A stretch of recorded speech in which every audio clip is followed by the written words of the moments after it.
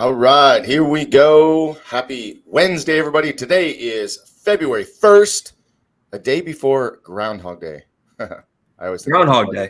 Groundhog Day. Hey, listen, guys, super excited to be here today. I have an amazing guest. This is Invincible Vince Valor. He's approaching 13 years as an accomplished veteran of the game, trained in Southern Ontario, Canada, and based in Western New York. Valor brings a commanding powerhouse style to the ring, known for his impressive feats of strength. A mainstay for companies in the Northeast, such as Empire State Wrestling in New York and Revenge Pro in Pennsylvania, as well as the current holder of the Xcite Wrestling International Championship. Valor competed on AEW Dark Elevation in 2022 and is also the trainer of the Buffalo Wrestling Academy. Hey, welcome to the show. Thanks for taking the time. Thank you for having me, man. I appreciate this. Yeah, this is super cool. So we were introduced actually through TJ Williams, yes? Yes, I actually trained with TJ when I trained in Southern Ontario for Neo Wrestling Federation. He was in my training class then. He's a cool cat. Loved having him on the show. Super fun. Just a great energy about him. And I could tell that he definitely fits the pro wrestler mold when it comes to that energy and excitement. Well, it's a pleasure to meet you for the first time and get a chance to learn more about you and talk about you today. So why don't you tell us just kind of a brief history and background, and then we'll dive into the pro wrestling world and training and gym and all that stuff. All right. So where do we begin with this? What kind of background are we talking? Like, how about we start when you were born? No, we can start wherever you want. Tell us a little bit about, where you grew up, childhood, anything. We can go from there. I grew up in Niagara Falls, New York. I lived here my whole life. Still live here to this day. I played a lot of sports when I was a kid. I was very active.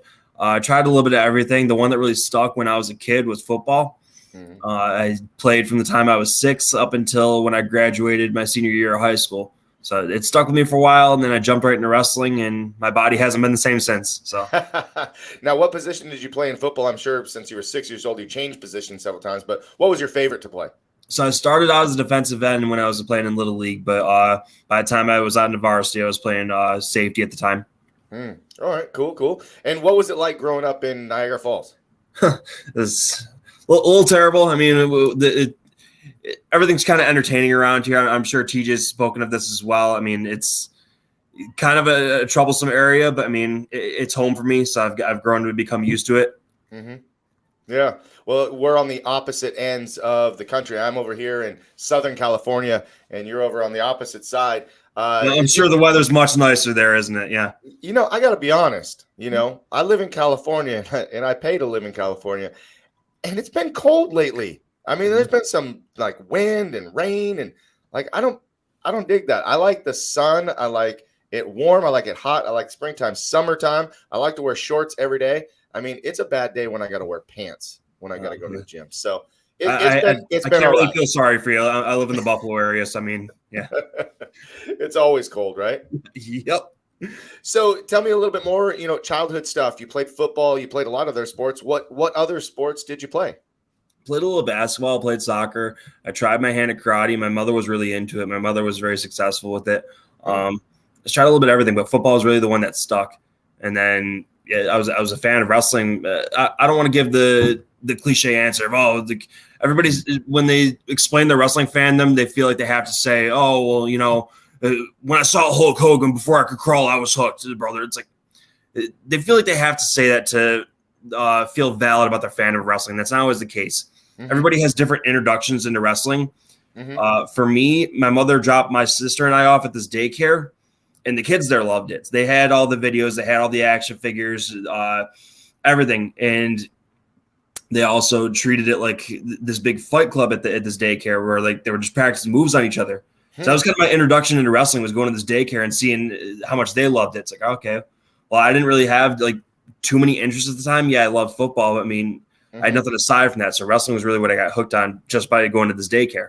Right. Interesting. Well, hey, shout out to Danny Devine, one of our trainers at Millennium Pro Wrestling here in Southern California. He's watching. He said good morning, and I'm sure that he'll have some questions as he's listening in to today's interview. Morning. What time is it there? Okay, maybe it's not morning. It's 1 o'clock. It's 1 o'clock. We're late risers. No, we got 4 in the afternoon here, so glad the schedule worked out for both of us.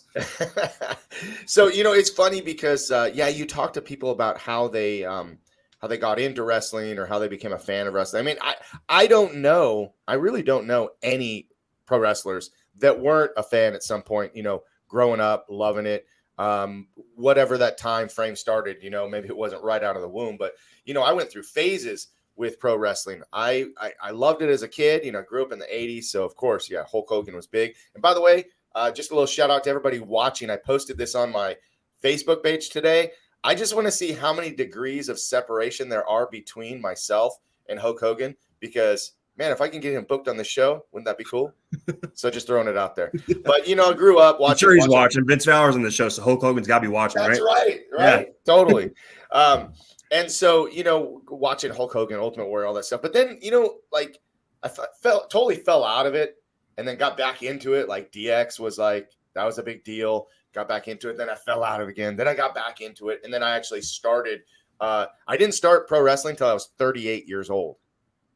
Right. So how old were you when you started pro wrestling? 17 years old was when I started. Man, and it's it's funny they mentioned that, because it's more common. The more people I meet, the more it's becoming more common where they'll fall out of it and then they'll pick back up, and then they'll just some people I meet just weren't really a fan at all. It's just something that they wanted to try, just something that just for the athleticism of it. It's I'm an athlete my whole life. Maybe I could try wrestling without having any knowledge of the history of it. It's but they turn out great somehow. I mean, there's people that just don't know the wrestling that came before them, and then this is just something they want to try, and they succeed at it. Yeah, for sure. I've told the story on a couple different podcasts about, when I was, I've been a martial artist my whole life. I started martial arts when I was 10 years old. And that's kind of cool that you said that, your mom was real successful in martial arts and you did martial arts. We'll get back to that in a minute. But, I did martial arts for a long time. Still, I own martial arts school. That's what I do. And I at one point when I got back into wrestling, I mean, I was just watching all the time. I was like, man, wouldn't it be cool to be a pro wrestler? Not just I just want to get in the ring. I really thought I'm going, went to a couple house shows or whatever and got super excited. And then I found, long story short, I found this school that was out here in Southern California, Ultimate Pro Wrestling, right? UPW. And for those of you who don't know, Samoa Joe, John Cena, a lot of notable names came out of that school. Rick Bassman ran the school. Shannon Ballard, who's been on this show, was the trainer. And Brett Wagner, Big Schwag, was someone that I sent my what was it? I mean, we had to write stuff down and put it in an envelope and send it. I couldn't even email to him back then. But I sent him an application, and he said, "Come on out. Let's see what you can do." And I remember getting there that day, and I walk in, and dude, class is rocking, and I'm going, there's no way that I thought I could do this, but I couldn't do it. And I bailed and never went back, and then I was probably early 20s then. And then late 30s, I get approached by Barry Cohen. So Barry, if you're watching, I always like to shout him out. And he says, how would you like to promote your martial arts school? We got an event coming up at the Boys and Girls Club. Sweet, cool. I'm all in. What's the event? It's a professional wrestling show. Oh my God. Awesome. Let's go. Yeah. So I set up a table, and long story short, again, met the owner, met a bunch of people, started training, and the rest is history. But it was just such a crazy, wacky way of getting into wrestling. Now, you were 17 when you started. So when did you decide hey, I really want to do this? And what did you do to break into the business? So the way I started with it is, I started training to wrestle the week before I graduated high school. That's why I started at 17. I was wrestling on a trampoline with some of my friends, and we were thinking, what if we did this for real? So I mean, we made that attempt. We found a school nearby. We trained in. We packed 8 of us into a small little car. Don't ask how that happened. We made it work, but we traveled to Rochester, New York, which is about an hour away from Niagara Falls, Buffalo area. And we trained there a couple times a week. Some lasted, others didn't. But then I was dealing with a lot at the time. I was still young. I was planning on going to college for football. I was working full time, so I wanted to kind of push a lot of that to the side so that I could fully commit to wrestling the way I wanted to. Mm-hmm. And in that time, I found another school that was closer to home for me. So I trained in Niagara Falls, Ontario. That's Eddie. Like anytime I do one of these, that's my cat. He has to go into business for himself. Cat's going to be over too. He needs his camera time. So I mean, you'll see Eddie here and there. Love it. Come here, buddy. Yeah. But yeah, I trained at the Neo Wrestling Dojo in Niagara Falls, Ontario, and around that time, Neo was like the best of the best you could get in Canada. It was the best training possible. I was trained by Tiberius King there, and we also had drop-ins from guys like Sean Spears, Primo Scorchidino, a lot of guys that were on top in Canada. But being so close to the border, I was able to split my time, and I still trained in Rochester whenever I could.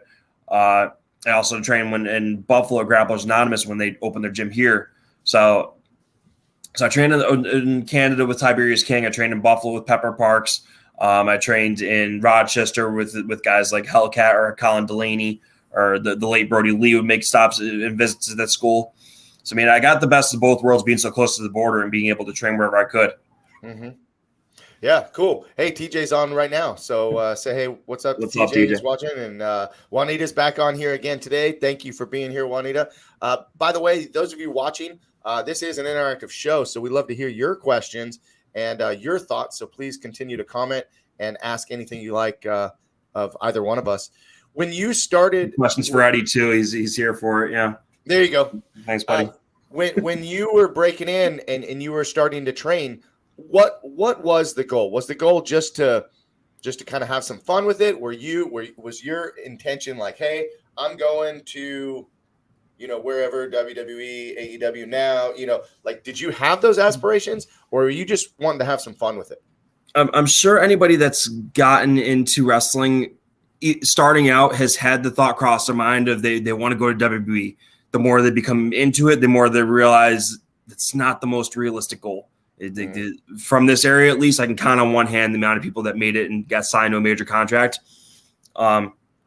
For me, I wanted to have fun and I wanted to be happy. I wanted to make some money. I'm in a position where I am, but the ultimate goal for me was to leave wrestling in this area better than what I found it, because there was some good times, there were some bad times. There was a lot of in-between times for the wrestling scene in Western New York.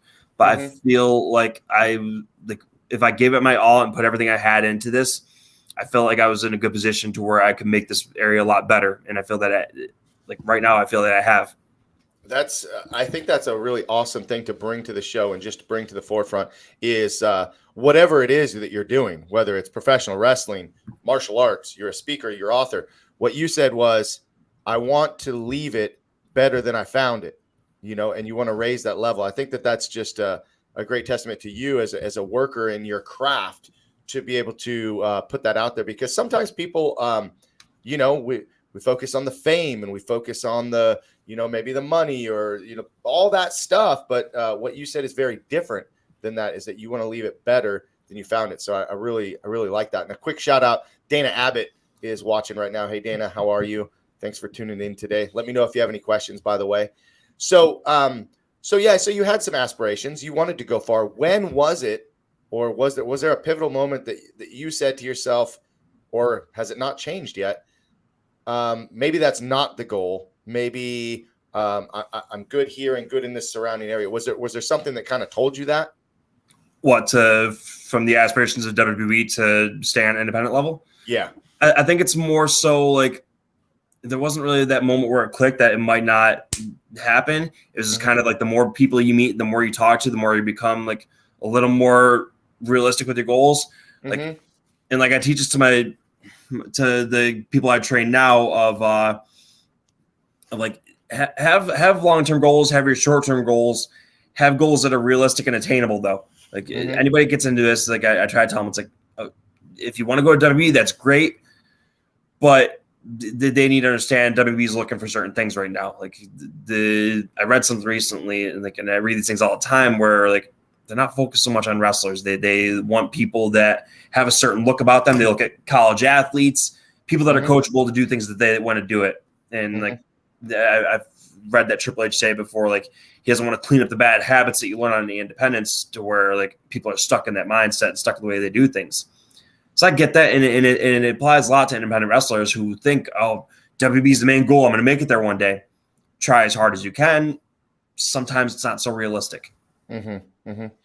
And you talked about sometimes there's good times, sometimes there's bad times, and our friends in Southern California, we talk about sometimes the dark side of wrestling, right? I know that's already a term, right? But the dark side of wrestling, where not everybody thinks the way that you think, or at least what you just said a minute ago about leaving it a better place. I mean, let's face it, there's just some straight up shitty people in wrestling, right? I mean, there's just some bad people that will scrape and claw and push you down. And really, even if it's not to get ahead, they just don't know any better. I don't know what to say. I don't know how to really explain that. But can you talk about that a little bit and how you deal with it in your locker room or the locker rooms that you're working in? In most locker rooms I'm in, I'm considered one of the leaders of the locker room, and it's because of my longevity with this business, because of the way I treat my students and treat those around me. I try to be a positive role model for these locker rooms, and there's a lot of shitty people, especially in Western Europe. It's filled with it. We constantly find ourselves in petty little competitions with each other just to draw an audience, just to make some money. It doesn't have to be that way. There's competing schools, competing companies. We're always in competition with each other, but sometimes these things go a little too far. I mean, and it travels over into people's personal lives. It doesn't always have to be that way. But I mean, we've had bad times around here. Obviously, somebody like Brody Lee, who's very good, he's synonymous with this area, to where when he passed, that kind of brought a lot of people closer together in a way, to where like they let a lot of these petty differences just put an end to all these grudges. And then I feel like there's guys like me, a lot of guys in the area who just want the best for what's going on in Western New York wrestling. So, I mean, we try to put a lot of these things aside just to build up a more positive environment around here. Right. Well, I mean, some people I find have a really hard time, whether it's professional wrestling or it's, you're a martial arts instructor or you're a speaker on a big stage, right? It's sometimes hard to separate let's just say the gimmick from who the real person is. Do you find that in people that you deal with too? Yeah, yes and no. I mean, I don't let the business affect my personal life and personal friendships or anything like that too much. But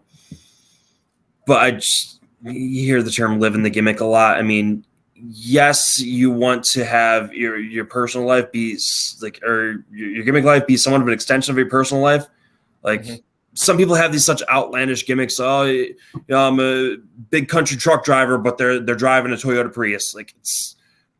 Live your gimmick to some sort of realism, to where okay, when the show ends, maybe these people see you out the grocery store the following week. They want to still feel like you're that larger than life superstar. So I mean, you got to kind of have that balance of both, whether it's your personal or professional life. But some guys get too carried away with it to where they don't know when to turn it off. So I mean, I haven't experienced too much of those troubles myself, but I see it happen a lot where guys don't know when to turn it off. Right. For me, it was really easy actually, because my gimmick wasn't a gimmick at all. Right. I'm Master Flame in the karate school. I'm Master Flame on the podcast. I'm Master Flame in the ring. That's just who I am. And I was always the face, always a good guy, and doing what was right and being respectful and having integrity. So, I was fortunate that I didn't have to, change who I was or go, too extreme that way. But I've definitely seen it, where people, they kind of believe in their own hype. And I guess it's, again, you're just people that have, a certain level of success in their field, no matter what field it is, that sometimes that just goes boom right to here. And then, we forget about, everybody else, because at the end of the day, everybody from the ring crew to the announcer to the referee to the workers, I mean, everybody is a team, and everybody is there to make the show the best show it can be. And when one person is trying to, put themselves above everybody else, it just doesn't really work out. And at the end of the day, they don't really last long, right? They just really don't last long. And you got to lead by example in that sense. It's funny you mentioned that, everything else that goes into the show, because you mentioned the ring crew, the production, the referees, all these guys. I'm in a position where I find myself befriending those guys more than I do a lot of the other wrestlers. I'm closer, So for the local company here, Empire State Wrestling, like some of my best friends in the business are the producers, are the ring announcers, the ring crew. I'm the head of the ring crew for a lot of places I work for, because like that's another one of those things you never grow out of. Nobody's ever reached such a level of success to where they can't help out with those type of things, or do the training seminars, or make the travels, or anything that they do, no matter how long you've been doing this. But people seem to take those things for granted, that he's just there to press play on a laptop or announce me to the ring. No, these guys are responsible for making you look good or bad, and they hold that power in their hands. So that's absolutely. Yeah, and let's talk about this. The word veteran in professional wrestling, right? You laugh because right? It's kind of crazy because, like, first of all, when are you a veteran? When you had a certain number of matches, when you've been there 10 years, when you have the respect of the crew, like, it just kind of gets thrown around a lot. And I can think of a few individuals that would just literally shit on everybody else. I'm a veteran. They would sit there in the locker room, wouldn't move a chair, wouldn't clean up, wouldn't do anything, just watching everybody doing the deal. And, because I'm a veteran, I could never understand that, because myself, Danny, who's watching, a lot of the people that I know, no matter how high up on the show they're there busting their ass, cleaning up chairs, putting things out, cleaning up before, after the show. But this whole thing about being a veteran, like, you're not exempt from all of that work. I paid dues, right? Like, come on, really? Talk about that a little bit. We never stop paying our dues. That's the thing. People throw around the term veteran so much, but it's, and I hate to sound bitter with this, but like, it's things that we experience so much in Western New York. I mean, there's these veterans who have been around for 18 years, but have had, 60 to 70 matches in that time because they don't leave their hometown. Or there's these veterans who just think, I pay my dues. I've been in this company since day one. So, whatever. People will, I think the biggest problem with the term veteran is that people appoint it to themselves instead of earning it throughout their locker room. And sometimes I still don't consider myself a veteran, even after 13 years of doing this. But I didn't even feel that way until people are coming to me like, "Oh, you're the veteran, right?" Like I am. When the hell did that happen? And I was like, so I was like, man, and I still live that mindset to this day of like being the first at the building and the last to leave. Like, it's never paid your dues; it's always paying your dues, as TJ just mentioned on this. But I mean, like, we never should grow out of that mindset just because of, okay, I've been wrestling X amount of years. Wrestled here, wrestled there, wrestled however many matches with however many names, whatever companies. I've done a lot of that. I really have. But I mean, I let others decide whether or not I'm a veteran. I'm not just gonna, treat myself that way and like demand any type of respect from that. I mean, right. I lead by example. I try to become a positive role model for these locker rooms to where everybody else makes it easy for me to be seen that way as a veteran, but I'm never the type to appoint myself that way. Yeah, I try to when I teach my instructors as they're coming up and they're getting this role, that there's a very big difference between having authority and having influence, and influence carries so much more weight. And you're right, I don't think that anybody should self-title themselves, whatever it might be that's near the top. When you have the respect of your peers and you have the respect of the group that you're there, leading by example is always the best way. Hey guys, listen, we got a great show going with Vince Valor right now. We got a ton of people watching today and at this 1 o'clock hour here in California. We're at 4 o'clock out in New York.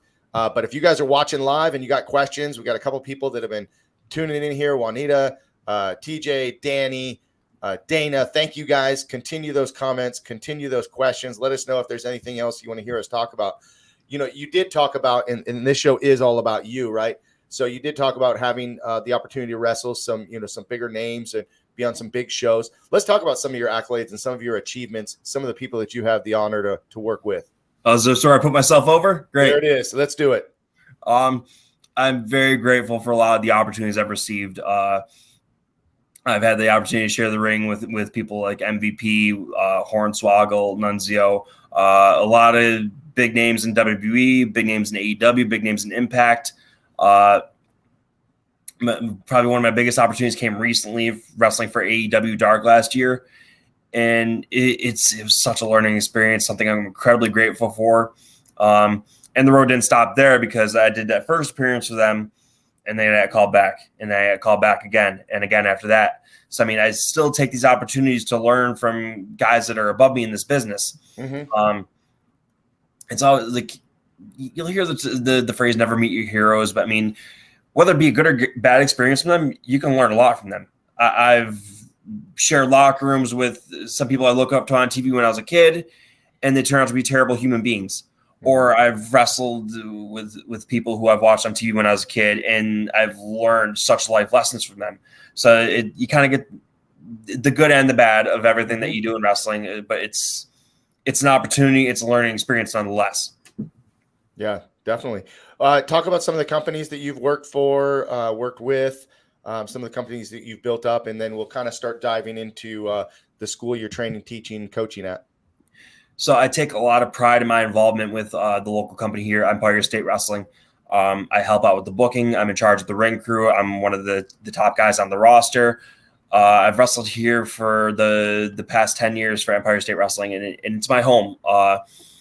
That's something that gets overlooked by a lot of places, is like treating a place like your home, not just showing up there to do the show and that's it. I'm never that guy, but promotions and the promoters in different places, they take notice of my involvement with ESW and they expect the same out of me for their place. And I have no problem doing that. I'm never the guy that's going to be like, no, I'm not touching your ring, or I'm not going to, push your show online, this or that, whatever's needed of me. I try to build it up for everybody else as well, because it helps the show. Like, I always tell everybody, like, help the show, don't help yourself. Like, it's not about me getting myself over in just whatever I'm doing, but help build up the show, help build up the numbers, build up the audience. It's more money involved for everybody. Bigger show, bigger audience, bigger paydays. It's like, but some guys just want to, show up 30 minutes before doors open, have their match, and take off. I'm not that guy. I mean, yeah, and it's professional wrestling, right? You gotta have a pretty good sense of marketing, just marketing yourself and helping, get the show over, get yourself over, get it out there. I mean, and wow, social media has really changed the whole game, right? I mean, I don't remember what it was like before social media because I wasn't involved in the industry, but I look all over the place, and I've got several friends that are in the professional wrestling industry, and constantly, one person comes to mind, Gino Rivera, who's been all over. That dude can promote. Like, he just gets after it with every show he's on, and I can only imagine that anybody that ever has him on their show, you gotta love him, because whether the fans love him or hate him, right? He's putting that show over constantly. Danny Devine for our Millennium Wrestling Academy, Millennium Pro Wrestling. I mean, dude, this guy works so much, makes all the flyers, makes all the images, gets them to all the workers, they each have, it's so much work. And by the way, like, that's his hobby. I won't say hobby, because, he does get paid, but like, he's got a full-time job aside from this, and the amount of heart that goes into it, I mean, you almost have to have a marketing degree, what I mean? To get it out there. The biggest thing I'd say about social media is the most powerful tool in this business right now, where everything else is an investment. We spend money on the gym. We spend money on these streaming services so we can watch wrestling. We spend money on gear, on merch is to make back that money, on training, on seminars, on travel on the road, on meal prep, everything we do. Social media is free. Imagine if we had to pay to promote ourselves that way. Social media is the most powerful tool in professional wrestling right now, and it's free. Right. So, I mean, there's no reason why anybody can't go to that level of, like, and you'll hear from others too, that like social media can get you a job. It can also cost you a job. I mean, these things happen. Like, some people who got signed to major contracts, a lot of it was just because of how much they promote themselves and get over on social media. But you say the wrong thing and you're blackballed from these companies. I mean, right. Kind of depends on how you look at things. Oops, right? Yeah. Hey, Kaylee Wiseman is watching, and gosh, it's been such a long time since I've seen you, but thanks for watching the show and thanks for commenting. Drop by the karate school anytime if you're out here in Moore Park. I saw your dad not too long ago, so hope you're doing well. Some students, we're going to talk about your school here in a second. Students have a hard time understanding this concept that we were just talking about, right? They want to be on the show, but they don't come to the show and do ring crew. They come to class and train. They want to be on the show, but they don't promote the show. It's like you kind of get out what you put in, right? So there's, getting your work in the ring is one thing, but you got a lot of other stuff to do. So talk about your school. Now, you did not start this school. This was a school that you started at, that you kind of came up the ranks and became one of the trainers. Is that correct? So this school recently opened. It was the Buffalo Wrestling Academy. It was already in place before I trained there. So I had my own place in Niagara Falls. It wasn't the greatest facility. It didn't provide the best learning environment for everybody, for my students to be successful. Mm-hmm. So we kind of had to make that switch of what was best for them to have success in this business. Mm-hmm. So we kind of merged a little bit with the Buffalo Wrestling Academy, helped take over things there. So I've been training there for a couple months now. I've been a trainer for close to 2 years, but I've been training with the Buffalo Wrestling Academy for close to 6 months. It's great. It creates such a positive learning environment for the students. It's a great facility, great atmosphere. It gives me a chance to learn a lot about myself as a trainer, and learn a lot about what the students and what's going to make them successful, what their goals are. Mm-hmm. The thing about the schools now is that there's a lot of schools. I mean, there's not just one place for every single wrestler to train at. There's schools in everywhere you go, sometimes multiple of them. So, I mean, I try to keep a positive working relationship with other schools as well, because, okay, let's say we're hosting Seminar A here, but an hour down the road, they're hosting Seminar B. I'm not that type of trainer that's saying, oh, no, you can't go to that school because that's not where you train, or I don't like this guy, so you can't go there. Absolutely not. I encourage every one of my students to go to any opportunity they can, whether it be, because some of these schools, they host like closed tapings too, for students to get like reps and get experience and not necessarily in front of a live crowd, but for the production elements and things. Mm-hmm. So try and encourage guys to go elsewhere, and they can learn a lot from me, but they can learn different perspectives by going to these other places too. I don't ever want to be the trainer that tells them they can't have the opportunity to go elsewhere, and I want them to grow. And by doing that, they can network and make other connections with other students. Hey, we have an off weekend, but the student I met down the road, they're hopping in the car, so let me hop in with them. And before you know it, they're all booked on the show. Mm-hmm. There's stuff like that. I mean, I just try to build things up the best I can for my school, because it's going to help everybody else around me grow as well. But the school itself, like, it gave me a much different mindset on wrestling. It gave me a newfound passion for it, I feel, because so a couple of years ago, like, I planned to step away from this. I got to the point where I was miserable. I wanted nothing to do with wrestling. I wanted to be done with it. Mm-hmm. But then it realized, okay, I've been doing this since I was 17 years old. I don't know what a normal adult life is like without wrestling. Mm-hmm. And then the pandemic hit. So it really made me afraid of, like, okay, if this is what life is like without wrestling, I don't like this. So let me just do what I can to fix this and really learn how to love this again. So that was kind of when I originally opened the school in Niagara Falls, trained guys there. The rest kind of took off. But I mean, I still have those thoughts in my head of, like, when am I done with this? When am I going to step away from this? I want to have a long career. I feel that I've had a happy career, but I'm also realistic to know that I'm not physically, I can't do this forever. Nobody can. Right. The school gives me longevity. Even if I'm not actively wrestling, I could still be involved with the way I teach things. I could still be involved in this business one way or another. And my students know that I wanted to walk away from this as well. And, like, they're appreciative that I decided to stick around, but I've told them that, like, wherever I see myself in the next 3 to 5 years of wrestling, I'm not going anywhere until I know that they're all in a good place. I want to know that they have all the tools they need to be successful. Some people will open schools and be trainers just to satisfy their own ego and feel like they have so much to teach, even though they never left their hometown. I've experienced these things. I've wrestled different names. I've wrestled different companies. I've done a lot in wrestling. So I'm taking all out of that, as well as what I learned from other people I've come across, and applying that to my training right now. Yeah. Danny Devine he commented up here. I was trying to check to see who that was because he put this comment up here. And the whole time that you're talking, I'm hearing my friend Danny's voice. I'm hearing because he's saying these things to me all the time. He's like, so he says, I relate to this so much. Thanks for sharing your insight and experience. And I think a lot of trainers, fall into this where, they're going through a rut in their own training, and then you start teaching and you rekindle that passion. Was it hard for you to become a trainer?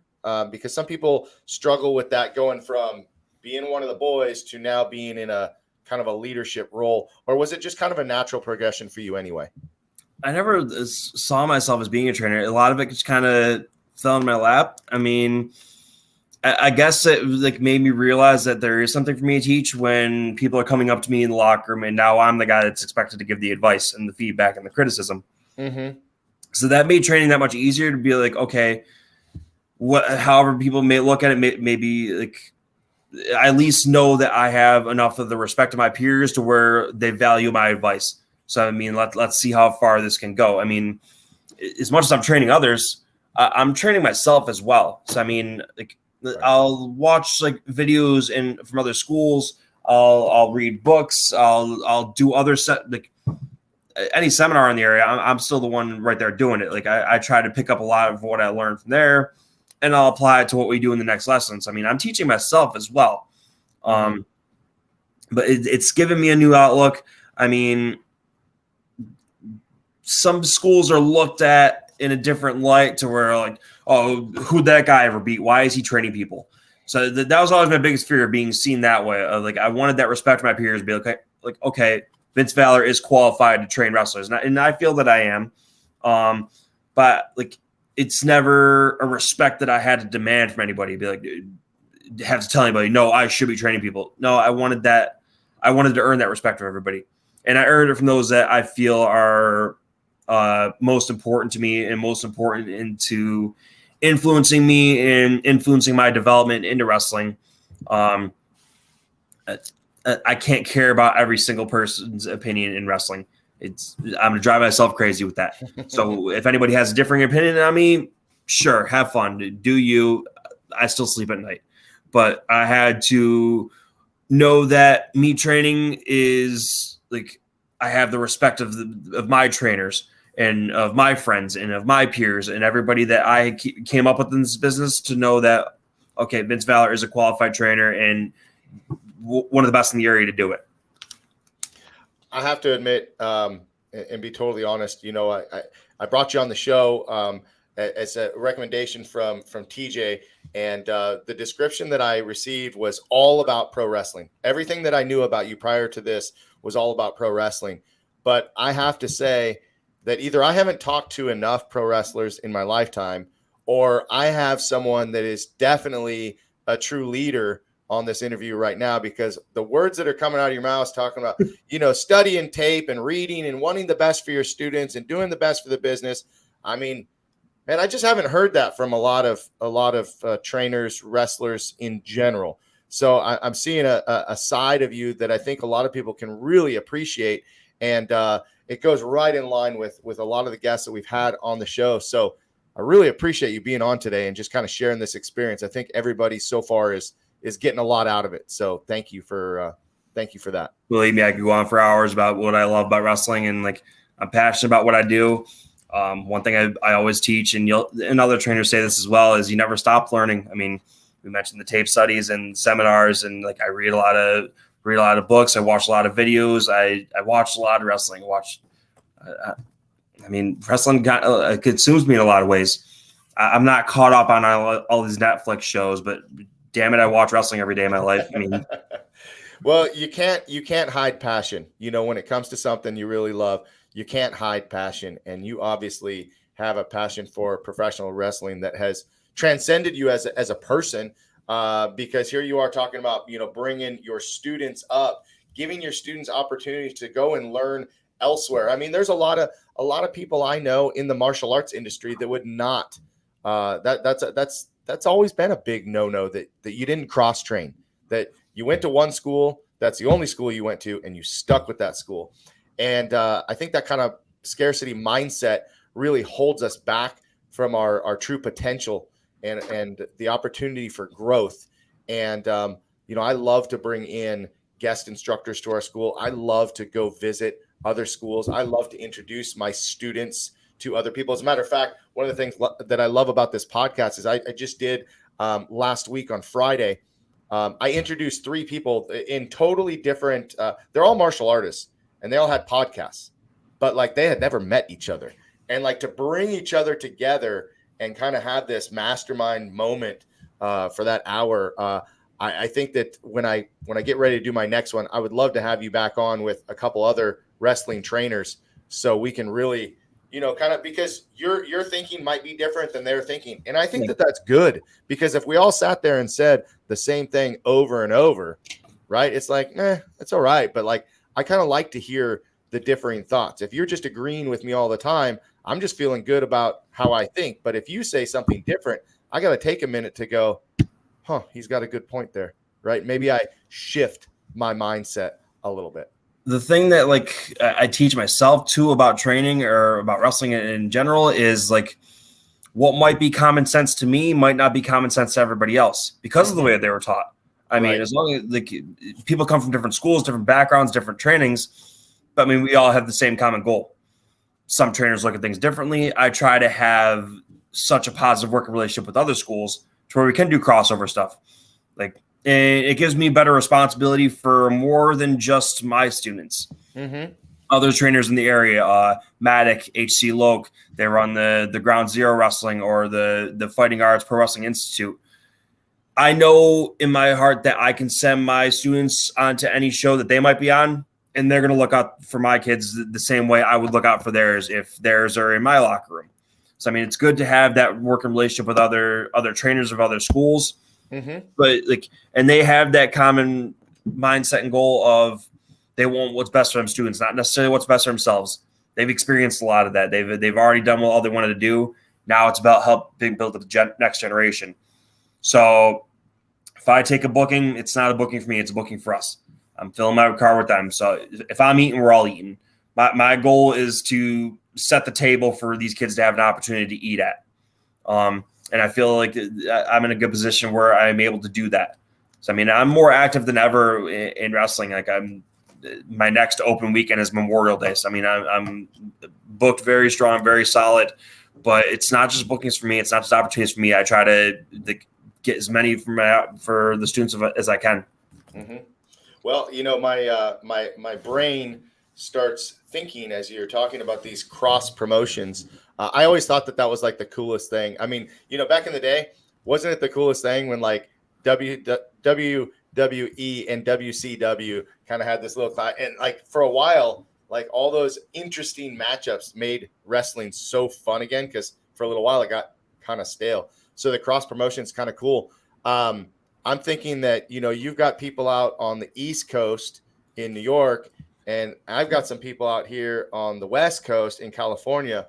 I can definitely make some connections and see if we can get people to be, cross country, cross promotion events. That could be kind of a cool deal, right? To give some of these kids an opportunity to go to it. Totally that would be different territory, right? Yeah, that would be incredible, actually. I mean, people get like the wrong idea of like, and I hear it around here a lot, is like, everybody needs to work together. It's like, you don't realize that we actually are. Like, a lot of us are working together. You just don't see it because they think the idea of everybody work together is we need to all be on the same show with 28 matches and 4 different ring announcers and 8 different referees. It's not the case. We're not putting on these super shows.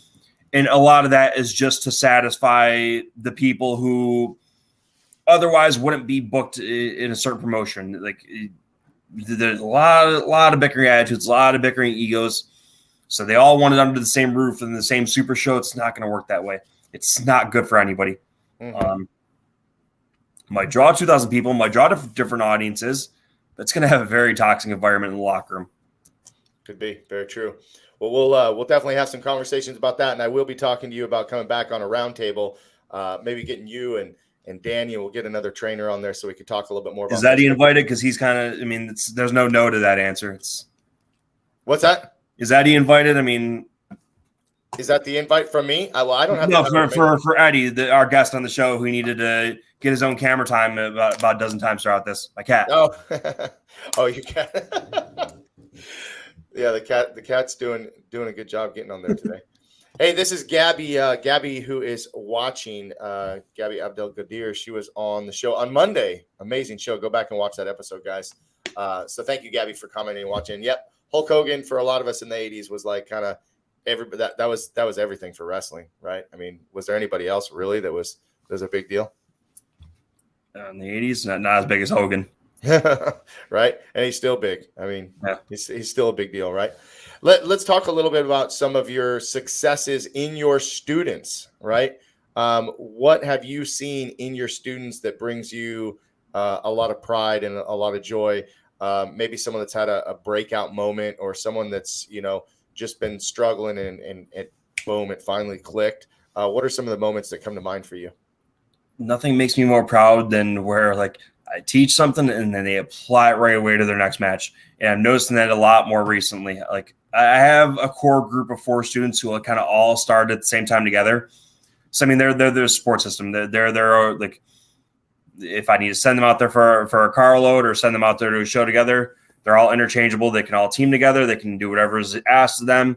It's great to see that they're all on a similar level. There's none that are one's better than the other or one's better than the next. They're all on a similar level to where I could teach them all the same things at the same time.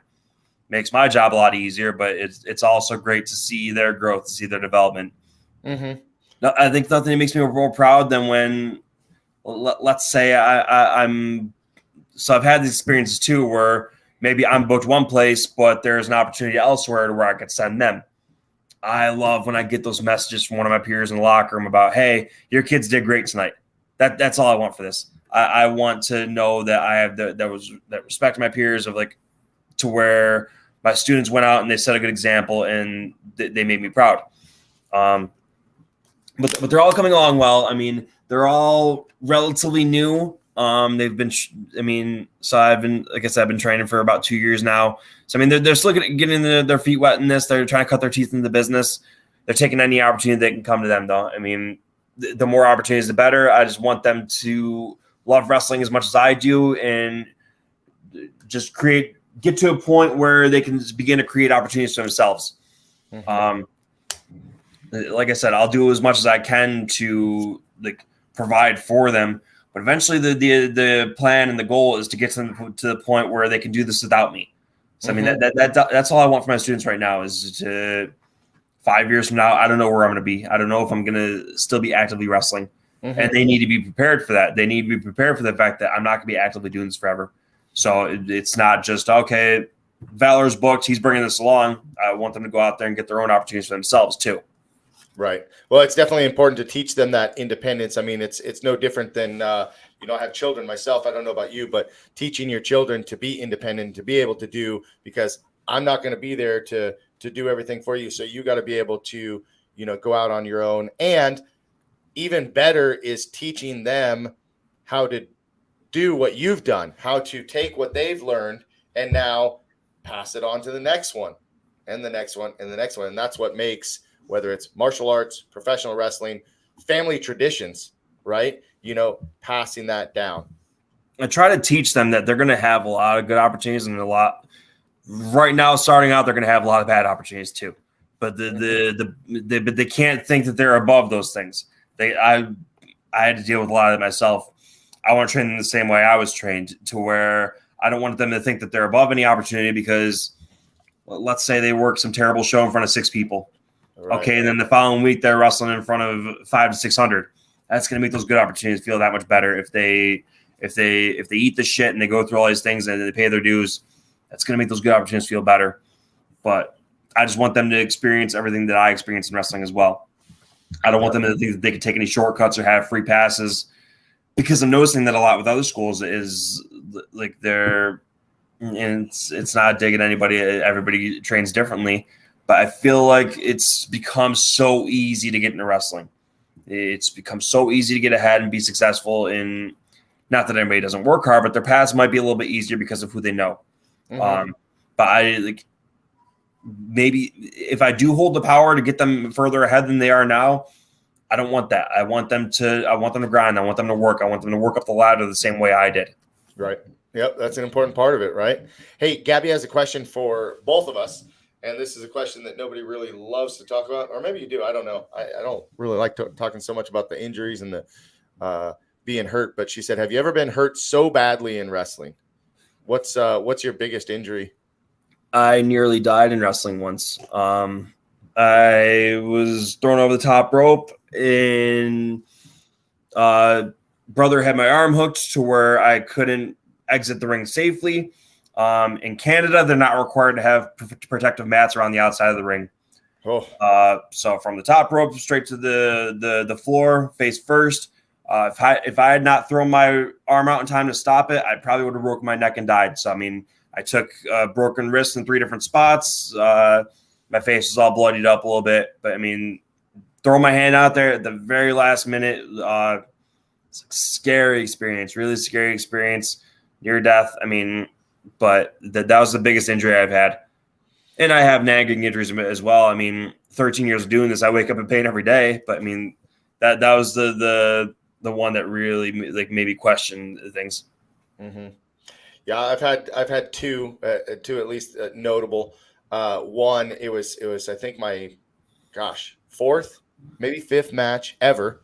I took a finisher that I thought was going to go one way, and or he decided to change it at the last second. I don't know that, but I ended up dislocating my shoulder, and this was probably 10 to 15 seconds before we we're going to go home.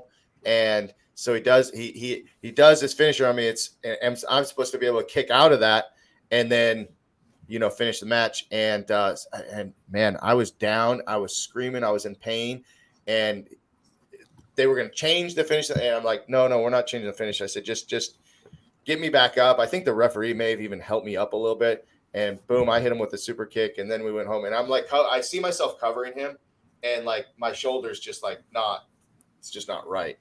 And so then I had to go back to the locker room and had someone try to reset it who did not reset it. And then the worst part of it was my wife coming back and looking at me going, what the hell happened?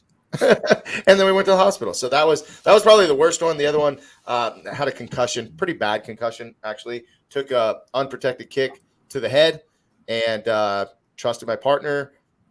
Probably should have been a little more prepared, but took that kick pretty hard. And about 6 weeks of dealing with a concussion was pretty gnarly and pretty nasty. So those are my two. But like you, Vince, it's like we just kind of get used to the aches and pains. I mean, there's aches and pains and soreness, and then there's injury, and injury is different. Injury is when you can't really perform anymore. I've only had really those 2 times that kind of took me out. There's a big difference between being hurt and being injured. I mean, if you're hurt, you can go. If you're injured, you can't. So I had another. You could call it an injury. You could call it being hurt. I mean, most people would say it's an injury. I'd say it's hurt because I still wrestled the following week. So I injured my tricep over last summer. It was a 6-man tag match on an outdoor show, and we're working around the outside of the ring, and somebody decides unplanned that they're going to dive over the guardrail on top of me. Great. Glad my safety is a priority here. We had to change the finish on the fly because I was being rolled in the ring right after, and I was like, no, I can still go. Person I'm in there with is Tommy Dreamer. So he's like, no, like this isn't the show to get hurt on. We're getting out of here. And I have all the respect in the world for Tommy because he took care of me in that moment. He made sure I was safe. And he and I had actually wrestled the week prior too. So, I mean, he's such a gem to share the ring with. And for anybody else who didn't seem to care about my safety in that moment, he was the person that did. Well, talk about being a pro, right? And kind of having that experience to know, when it's time to go and when it's time to let it go, right? So good for him for doing that. And that's, at the end of the day, like we don't always, go on and talk about it, but I mean, that's your job. That's your job in the ring, is to protect your brothers, to protect the other guys in the ring. I mean, we're trusting each other to not kill each other in the ring. I mean, there's a lot of trust that's involved in this. 100%. Yeah. And if you're not doing that, shame on you. So, listen, we're right there. We're right at the hour. I mean, I told you we would go anywhere. No, towards time, good. Yeah. We can just keep going, right? All day long. I mean, we still got at least 8 viewers out there. Guys, if you're watching, any questions? I know Danny, sorry. I was going to try to have Danny come on the show, and he's not feeling too well. So, Danny, I hope you feel better, but I'm getting you on the show with this guy. I think this is the one that's going to be good for us. Yeah. But anybody else, Gabby, Juanita, got questions, drop them now, because we're going to wrap things up in the next couple minutes. But what are your goals, Vince, coming up, right? What are your goals in wrestling, in life, this year, next year, 5 years from now? Be as happy as I can doing this. So when I decided I wanted to leave a couple of years ago, it was because I was unhappy and because I was hurt, but I mean, it was more so my happiness. I feel like I'm in a position now where I can have at least another 3 to 5 years in this where I can be happy, but that's most important to me. I mean, those are the two deciding factors on whether or not I'm going to step away, is if I physically can't do this anymore or if I'm no longer happy with it. So, I mean, that's my goal right now, is to remain happy with this and to build things up for the school. I mean, I have my goals, but the goals of the school and the goals of my students are more important than anything I need to do in wrestling. After 13 years, I've done a lot of what I set out to do, and now it's in a position of making the students of the school succeed. So that's my biggest goal right now, is to help them out. Good for you. Good for you. Well, there it is. Danny's on, and he says, definitely get Vince for the roundtable. So we're going to make this happen. Oh, yeah. We will make it happen. So, hey, Vince, thank you so much for being on the show today. Thanks for taking the time to be with me. I know you had to, make your schedule work. I'm very grateful to TJ. TJ, thank you for introducing us. Thanks, looking TJ. forward to more conversations in the Thanks, future Eddie. and following your career. Thank you, Juanita. Great session. Thank you. Very inspiring and very informative. Love it. Thank you. All right. Well, Vince, we'll see you soon. Hang out for about 60 seconds. We'll just have a quick recap after I play this video. But for everybody else watching, please subscribe to the YouTube channel. We got about 300 subscribers so far, but can we get it to 5? Can we do it? Share the video, subscribe to the YouTube channel, and let me know if you have someone that you'd like to have booked. I'll be asking Vince for a referral. So if you guys got some referrals for me on great guests, let me know. But until next time, guys, go out and make it a great day. Live your best life. And like Vince, look out for other people and help bring other people up as well. Take care, guys.